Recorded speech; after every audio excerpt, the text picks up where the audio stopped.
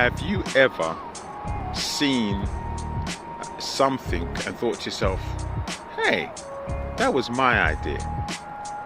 Now, it doesn't always have to be something that was directly stolen from you, but especially in this world of social media, sometimes you see something that you know that you've done and maybe got a mild response, and then you'll see somebody a little bit better connected, more money going into their social media, and all of a sudden they're doing exactly the same thing, and you think to yourself, well, that's just like my idea.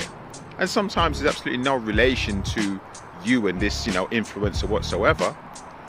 But sometimes you might have been in direct contact with them and thought, that's interesting.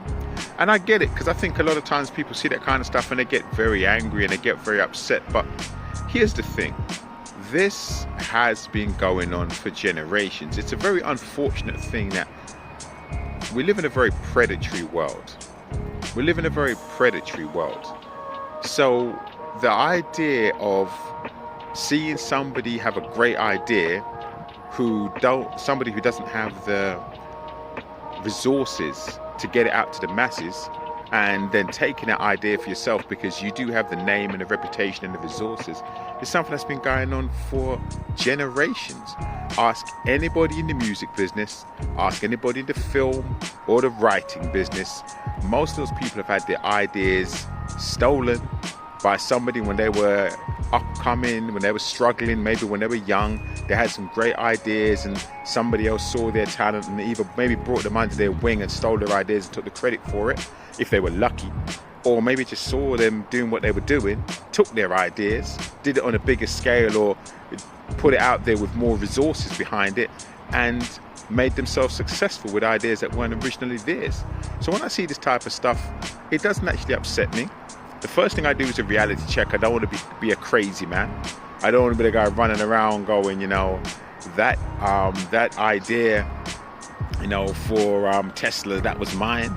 I want to make sure that whatever I'm saying is grounded in reality. But there's a second part to it. And the second part to it is an understanding that not everybody's meant to be famous. Maybe the reality of your purpose, your place in this world, is to have had this idea to pass it on to somebody else for them to popularize it. Maybe that's what you were meant to do. Maybe the idea was meant to exist, the product or the service or the song or the screenplay or the film is meant to exist, but maybe you're not the person who's meant to follow through and created it. Maybe your part in that process, your part in that journey was to create it, and somebody else's part in the journey was to take it and popularize it. And obviously it feels very unfair, because if there's money to be made, and we all need, to make money, make a living, and resources, and also most people would like, if not fame, recognition for what they've achieved or what they've thought of, what they've created. The recognition for me is the part that really stings. If I really, know I did something interesting and useful, I'd like to be recognized for it. And I think from that aspect of it, the key to that is just persistence. I think a lot of people who we recognize now had ideas stolen from them that they weren't recognized for. And the only reason we know them now is because they were the kind of people who, after their ideas, their thoughts, their plans, their products, their services, their song ideas, their music was stolen from them, their style was stolen from them, rather than being upset and giving up, they were the kind of people who persisted and went on and had another idea, started another business, wrote another song, or made another style. And they continued persisting until they got recognized for their own ideas. So that's my advice. Firstly, take a kind of philosophical view on it. Maybe you're not meant to be the person to perpetrate this idea, but you can still have some pride in knowing that you did genuinely think of that idea. And don't get me wrong, ideas are in the ether. So just because someone else does your idea, it doesn't mean that they stole it from you. Pretty much the moment you think of something, it's in the ether. It could travel to somebody else anyway. But if you honestly think that somebody took your idea, I'm talking about outside of the possibility of taking them to court for plagiarism or copyright infringement. or patent infringement, that type of stuff. But if you just think that you've done something, let's say there's a social media idea that you had.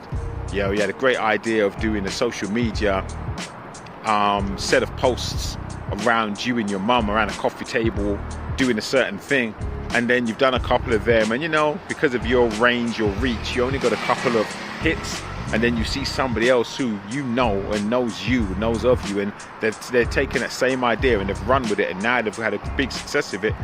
Sometimes just be philosophical about it. Just think, well, maybe it wasn't for me to have success with that idea. Maybe the way things were meant to work is that person was meant to see me do that and take that idea and go with it. Now, for all the people with resources, I hasten to add, I always say this, seriously, dude, it hurts you nothing to give credit. I've been saying this in music business for 30 years. If you steal an idea from somebody, you're better off crediting them for it, because the few who get through and take you to court and sue you will ruin your reputation. And this has been going on in the music business for so long that even the young artists are still getting fooled by the managers, or just going on with the same greed and just thinking they can steal ideas from people, and because they're famous and other people aren't, they'll never get picked up on it. But they do. And for some of them, it's the end of their career. It ruins their reputation. People get to realize that, oh, maybe you're just not creative at all. Maybe if you're and also other people you stole from will be emboldened to see that, oh, there can be some justice. So I think in that type of thing, if you're in that position, I say you should contact the people and give them a credit for the idea that you're taking from them, and just do what you should do, which is, I've got the brain, you've got the brawns, i.e. you've got the idea, I've got the resources. Let me take your resource and put it out to the world and popularize it, and I'll give you some kind of credit and some kind of remittance, some kind of payback. That's what I truly think that the people with the resources should do. But some are too greedy and too selfish and whatever. So if that's the case and you're not in a position to be able to sue them, maybe just put it down to the universe and think that the idea should be out there, that the idea being out there is going to help somebody, even if someone else is doing it, not you. But the real key to me is to keep on going. Hey dude, it's not going to be your only idea. You got more ideas in you. Maybe that one wasn't for you to keep, that one wasn't for you to popularize, that one wasn't for you to have the resources behind it to be known for, but maybe the next one will. So the key is, don't be perturbed, don't feel put down, don't give up.